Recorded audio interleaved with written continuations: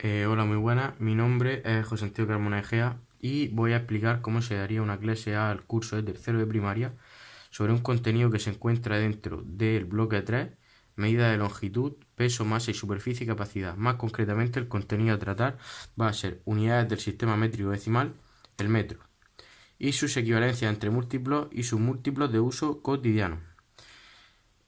Cabe destacar que podríamos empezar la clase o la sesión realizando una serie de preguntas o realizando una especie de debate entre los alumnos para captar la atención de los discentes, y poner en conflicto las ideas de estos.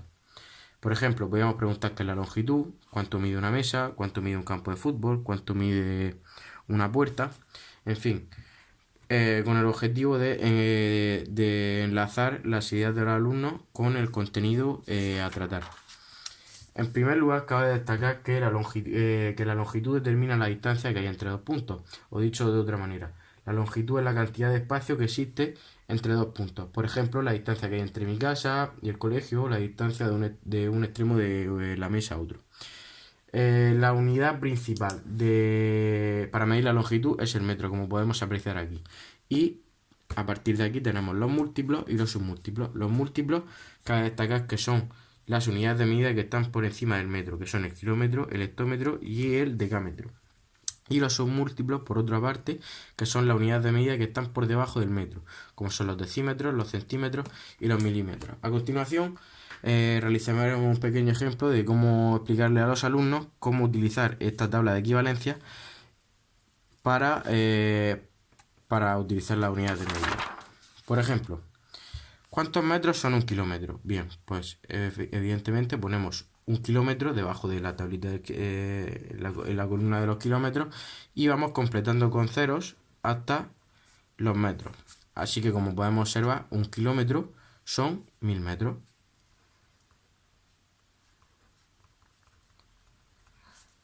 Otro ejemplo más. ¿Cuántos centímetros son 18 hectómetros? Pues bueno, nos vamos a 18 hectómetros, colocamos el 8 siempre debajo de la columna que nos indique el 1 en los kilómetros. Entonces tenemos 18 hectómetros y vamos completando ceros hasta llegar a los centímetros. Por lo tanto, 18 hectómetros van a ser 180.000 centímetros.